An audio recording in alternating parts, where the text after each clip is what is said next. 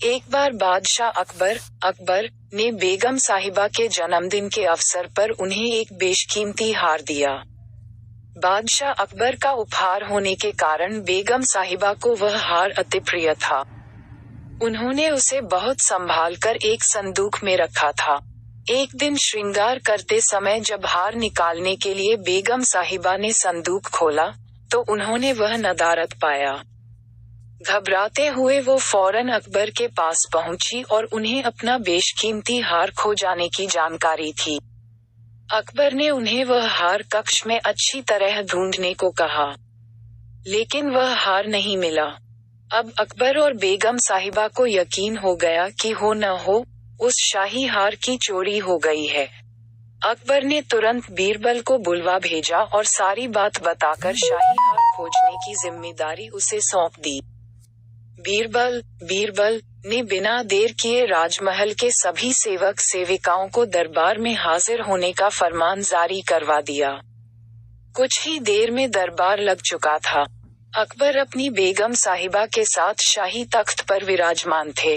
सभी सेवक सेविकाएं दरबार में हाजिर थे। बस बीरबल नदारद था। सब बीरबल के आने का इंतजार करने लगे, लेकिन 2 घंटे बीत जाने पर भी बीरबल नहीं आया। बीरबल की इस हरकत पर अकबर आग बबूला होने लगे।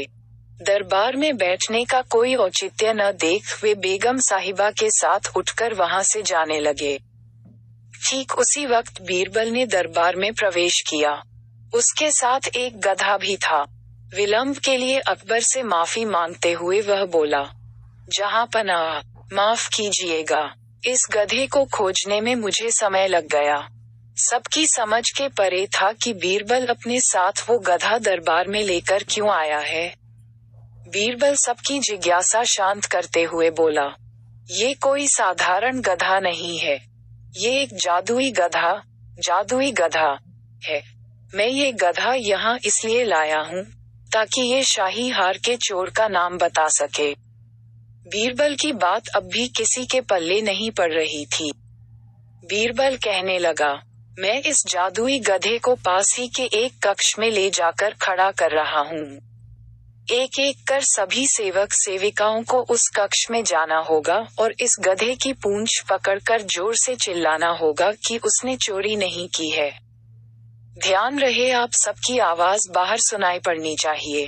अंत में ये गधा बताएगा कि चोर कौन है। बीरबल गधे को दरबार से लगे एक कक्ष में छोड़ आया और कतार बनाकर सभी सेवक सेविका उस कक्ष में जाने लगे। सबके कक्ष में जाने के बाद बाहर जोर से आवाज आती, मैंने चोरी नहीं की है।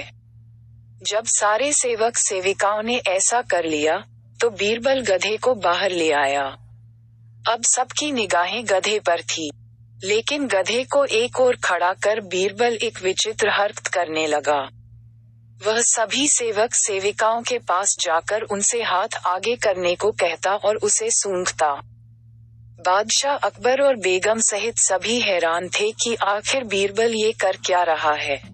तभी बीरबल एक सेवक का हाथ पकड़कर जोर से बोला, जहां पनाह, ये है शाही हार का चोर।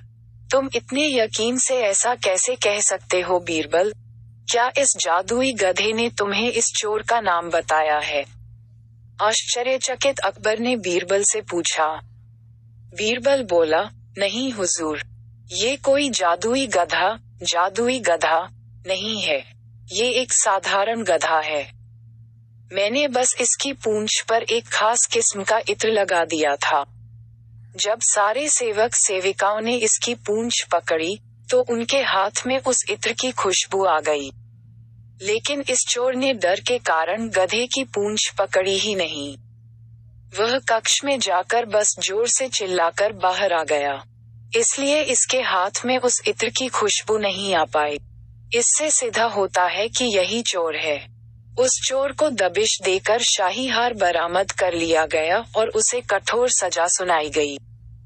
इस बार बीरबल की अक्लमंदी की बेगम साहिबा भी कायल हो गई और उन्होंने अकबर से कहकर बीरबल को कई उपहार दिलवाए।